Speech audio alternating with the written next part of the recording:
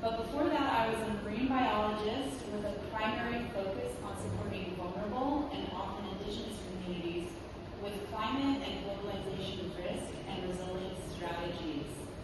Now integrating both surfing and science through a socio-ecological lens, I do believe in the power of grassroots community initiatives to steward a peaceful, fair, and abundant world that will one day meet or even exceed our shared goals for sustainability and cooperation. One way that I'm excited to share with you today is through surf ecosystem conservation. It wasn't until about 6 years ago, while I was living in the cold and rugged coastline of Northern California, that one day I caught what happened to be the biggest wave of my life yet. I dropped in and I made it, and I thought to myself, well, that was fun, and I didn't die. What else can I do? Shortly after, I bested that biggest wave, and so began an experiment that has spun wildly out of control and completely altered the course of my life. As I have, to everyone's surprise, including my own, summited the world's tallest mountains of moving water and even beat reigning world champions in competition. I'll be quite honest with you that my secret to catching a big wave and even to win contests is not driven by a desire for conquest, competition, or accumulation. While this journey has shown me that those parts of me are alive and well, my guiding stars are my pure love of connecting with passing, ephemeral, natural energy at its wildest, and a curiosity about the extent of my own human capabilities of mind, body, and spirit. Once I became aware that I had a knack for sending it at my local breaks, I started to widen my experimental radius to test my mettle at what are known as the Big Three: California's infamous Mavericks, Yaki or Jaws on Maui in Hawaii, and Nazaré in Portugal. And in doing so, I became part of a tight-knit global family. Has anyone here seen the 100-Foot Wave documentary? A couple people? Okay, awesome. It's an incredible look at an emergent and eclectic subculture of big wave surfers that swarmed around the world's tallest wave in Nazaré, Portugal. A wave that is special not just because new records are constantly being raised, but because it is a natural wonder of the world acting as the central node within a coupled human and natural system, or, as new scientific language describes, a surf ecosystem. The waves breaking at Praia da Norte, or North Beach in Nazaré, Portugal, are the result of the unique suite of living and non-living factors working together at the interface of land, sea, and sky.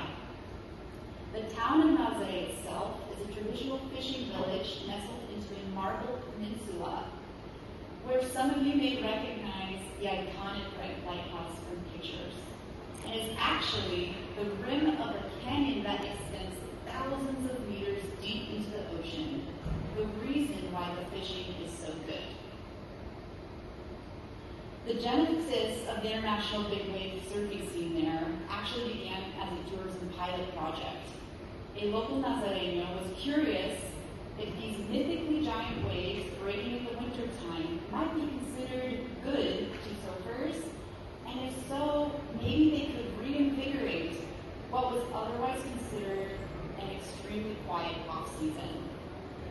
Now, Nazaré has embraced surfing, surfers, the environmentally and community-oriented lifestyle they bring, and really made it its own. Where the town used to only receive beachgoers in the summer, Nazaré now receives hundreds of thousands of visitors per year from all over the world who come to connect with and be inspired by nature, experience local culture and traditions, and witness some of the most exciting human endeavors on the planet. New research reports that over a 9-year time period, Nazaré's tourism has increased 300%. With the success of Nazaré, Portugal, a country with a very deep relationship with the ocean, saw the value in surfing and surf ecosystems and has really leaned into continued development through surfing, surf tourism, and surf ecosystem conservation through surf protected areas such as the Ecoseta World Surfing Reserve. There are many ways that a community can establish legal protections for their surf breaks, and a World Surfing Reserve is just one adaptable example that is effective when initiated at a local grassroots level and is a concept that has been shown it can be scaled to make significant contributions to global sustainability goals such as 30 by 30. In Chile, for example, a country where I've held my dual residency for the last 16 years, residents of the coastal fishing town of Pichinamu banded together to protect sensitive coastal and marine habitats on the point at Punta de Lobos. A private foundation was established and money was raised to purchase the land, thereby establishing Parque Punta de Lobos, a free public park that now features an endemic species restoration project, educational centers, and community stewardship activities days. And of course, this has ensured that the unique wave of Punta de Lobos, one of the longest and on its day largest left-hand point breaks in the entire world, will be there for generations to come. One interesting observation we have about Punta de Lobos is that the parque was established pre-pandemic. So when thousands left Santiago for natural spaces during quarantine, Pichinamu was transformed and continues to be rapidly developed.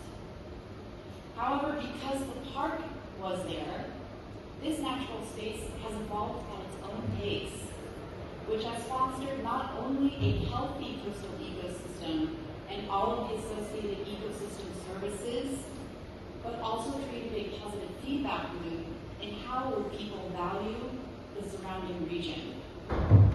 Not only that, but Chile, a country which has long been a global leader in conservation, became one of the first countries to scale surf protected areas into a surf protected area network when they added Puertecillo and Topalcama as surf protected areas, even recently adopting a new Ley de Rompientes, which is a law protecting surfing waves.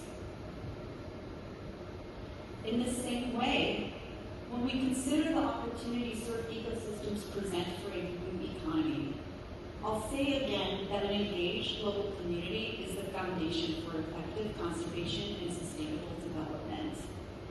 I'm not sure if there's a better example than in Puerto Escondido in Oaxaca, Mexico, which happens to be the most recently announced World Surfing Reserve. Also a traditional fishing village, Puerto Escondido hosts 3 world-class waves in its vicinity, along with mangroves, and all are sensitive to tides, wind, sand, and swell. In recent years, the local community, which includes native Porteños, fishermen, and international surfers alike, together protested destructive, rapid development in their area.